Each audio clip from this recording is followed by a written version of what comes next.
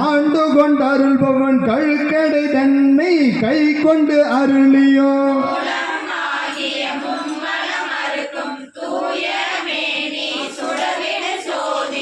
காதலனாகி கழுநீர் மாலை ஏழுடைத்தாக எழில் பெற அணிந்தோ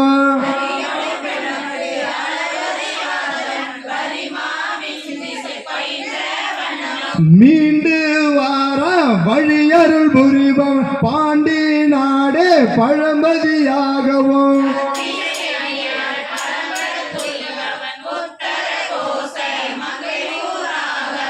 ஆதிமூர்த்திகளுக்கு அருள் புரிந்து அருளிய தேவ தேவன் திருப்பெயராகவும்